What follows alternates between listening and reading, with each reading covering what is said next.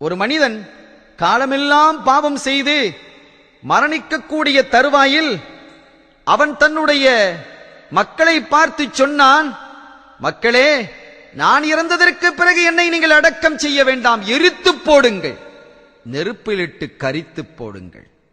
அது மாத்திரமல்ல, அதனுடைய சாம்பலை எடுத்து, என்னுடைய ஜனாசா எரிக்கப்பட்டதற்கு பிறகு இருக்கும் சாம்பலை எடுத்து 2 பகுதிகளாக ஆக்கி ஒன்றை கடலிலே கரைத்து விடுங்கள், இன்னொன்றை காற்று அடிக்கும் பொழுது காற்றிலே கலந்து விடுங்கள். அப்படியே செய்தார்கள்.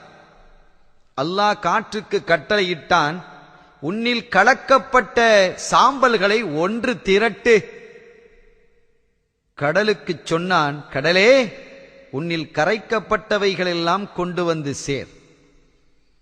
கட்டளை நிறைவேற்றப்பட்டு சாம்பல்கள் ஒன்று சேர்க்கப்பட்டு அல்லாஹ் குன் என்றான். அந்த மனிதன் எழும்பி நின்றான். என்ன ஆயிற்றப்பா, உன்னை எரிக்கச் சொன்னாய், எரித்த சாம்பலை கடலிலும் காற்றிலும் கரைக்க கலக்கச் சொன்னாய், இப்போது நீ என் சமூகம் வந்து நிற்கிறாயே, என்ன சொல்லுகிறாய்? ஏன் அப்படி செய்தாய்? யா ரப்பி, ஹௌஃபம் மின்க, உன்னை பயந்துதான். நான் செய்த தவறு, நான் செய்த குற்றம், நான் செய்த பாவம் உன்னுடைய தண்டனையிலிருந்து நான் தப்ப முடியாது என்பதை உணரச் செய்தது.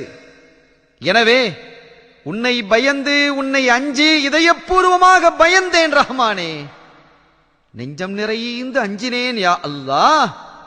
அதன் காரணத்தினால் எப்படியாவது உன்னுடைய தண்டனையிலிருந்து தப்பிவிட வேண்டும் என்பதற்காகத்தான் அப்படி சொன்னேன். கரைந்து விட்டால், தண்ணீரில் கலந்து விட்டால், காற்றில் கலந்து விட்டால் தப்பிவிடலாம் என்று நினைத்தேன். என்னுடைய எண்ணம் தவறு என்பதையும் உன்னுடைய ஆற்றலையும் நான் புரிந்து கொண்டேன் என்று சொன்னபோது அல்லாஹ் சொல்கிறான், அடியானே, அந்த சமயத்தில் என்னை உண்மையாகவே நீ அஞ்சினாய், உண்மையாகவே என்னை நீ பயந்தாய், அதன் காரணத்தினால் உன்னை மன்னிக்கிறேன், சொர்க்கம் செல் என்னுடைய ரஹ்மத்தால். எவ்வளவு பெரிய அருளாளன்! சங்கைக்குரியவர்களே, பாவம் செய்தவர்களை மன்னித்து அல்லாஹ் சொர்க்கம் அனுப்புகிறான் என்றால், பாவம் செய்யாமல் தன்னுடைய வாழ்க்கையை பரிசுத்தமாக கழிப்பவர்களுக்கு அல்லாஹ் எவ்வளவு பெரிய மாபெரும் பாக்கியத்தை வைத்திருப்பான் என்பதை எண்ணி பாருங்கள். எல்லாம் வல்ல அல்லாஹ்வின் அருளையும் ஸல்லல்லாஹு அலைஹி வஸல்லம் அவர்களது ஷஃபாத்தையும் பெறுவோமாக.